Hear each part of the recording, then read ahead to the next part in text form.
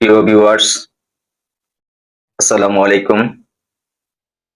আশা করি তোমরা সকলেই ভালো আছো। আলহামদুলিল্লাহ, আল্লাহর অশেষ কৃপায় আমিও ইনশাল্লাহ ভালো আছি। তোমাদের জন্য আমি প্রতিনিয়ত গ্রামারের কিছু বিষয় আলোচনা করে তোমাদের সামনে হাজির হচ্ছি। এই ভিডিওগুলা তোমাদের জন্য আপলোড করছি। আজকের আলোচ্য বিষয় নন finite verb.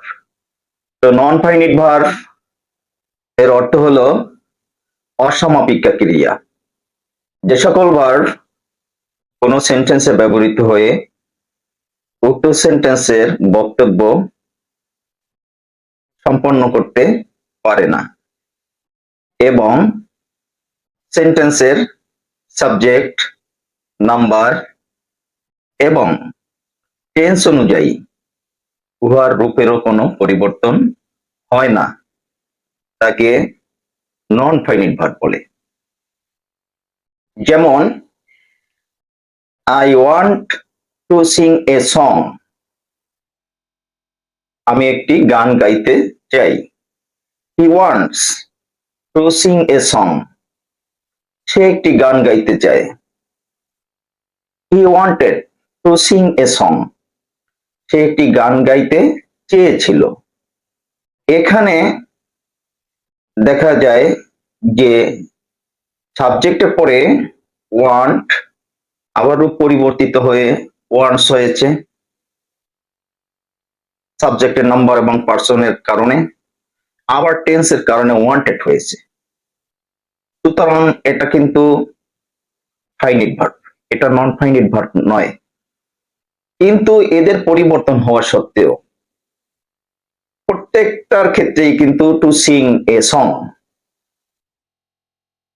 I want to sing a song, he wants to sing a song, he wanted to sing a song, এখানে to sing non finite verb, কারণ সাবজেক্টের নাম্বার, পার্সন, সেন্টেন্সের টেন্স অনুযায়ী উহার রূপের কোনো পরিবর্তন হয়নি। সুতরাং এখানে সিং নন ফাইনিট ভার্ব। তোমরা মনে রাখবা যে নন ফাইনিট ভার্বের পূর্বে সর্বদা একটি টু বসে, যেটার নাম ইনফিনিটিভ। এই টু এর পরবর্তী ভার্বটি সর্বদা প্রেজেন্ট ফর্মে হবে। উহার কখনো উহার সাথে এস বা এস যুক্ত হবে না বা কোনো পাস্ট টেন্স হবে না, অর্থাৎ কোনো রূপের পরিবর্তন হবে না। নন ফাইনিট ভার্ব তিন প্রকার, যথা number 1 infinitive, number 2 participle, number 3 gerund. তো আমরা ইনফিনিটিভ নিয়ে আলোচনা করছি। যে সকল ভার্বের পূর্বে টু থাকে উক্ত ভার্বকে ইনফিনিটিভ ভার্ব বলে। যেমন, হি কেম টু ভিজিট আস, সে আমাদের সাথে দেখা করতে এসেছিল। এখানে to visit, visit infinitive verb, কেননা এর পূর্বে টু ব্যবহৃত হয়েছে। আর ইতিপূর্বে আমি বলেছি টু এর পরবর্তী ভার্বটা প্রেজেন্ট ফর্ম হবে এবং আর কোনো রূপ পরিবর্তন হবে না।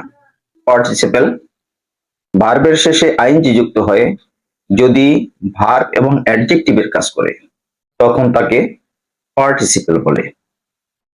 যেমন, দি baby came to its mother crying, শিশুটি কাঁদতে কাঁদতে তার মায়ের নিকট আসছে। এখানে ক্রাইং, ক্রাইং ভার্ব এর সাথে আইএনজি যুক্ত হয়ে এটা অ্যাডজেক্টিভেরও কাজ করছে, সুতরাং এটা পার্টিসিপেল। জিরান্ট, ভার্বের শেষে আইএনজি যুক্ত হয়ে যখন ভার্ব এবং নাউনের কাজ করে তখন তাকে জিরান্ট বলে।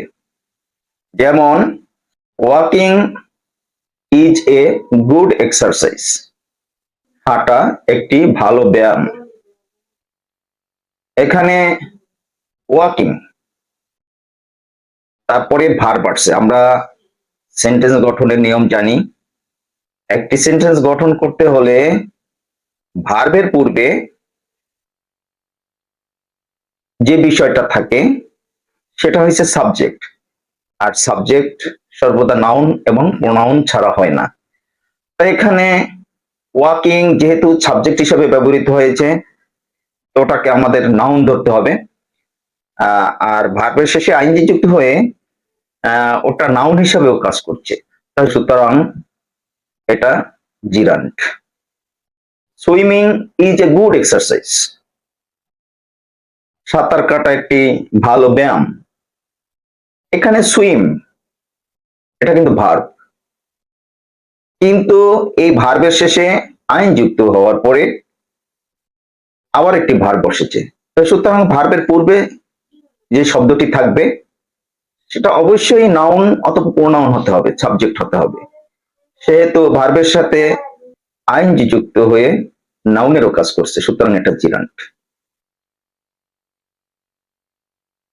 তো প্রিয় বন্ধুরা, আজকে আমি নন ফাইনাইট ভার্ব নিয়ে আলোচনা করলাম, উহার প্রকারভেদগুলো নিয়েও আলোচনা করলাম।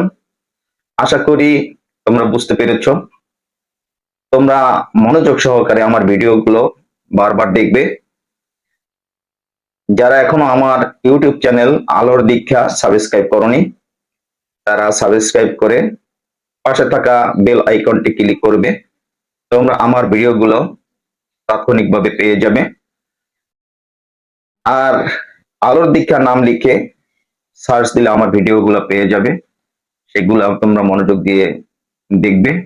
আশা করি অবশ্যই তোমরা উপকৃত হবে। তো সকলের উজ্জ্বল ভবিষ্যৎ কামনা করে আমি আজকের মতন বিদায় নিচ্ছি। আল্লাহ হাফেজ। আসসালামু আলাইকুম রহমতুল্লাহি ওয়া বারাকাতুহু।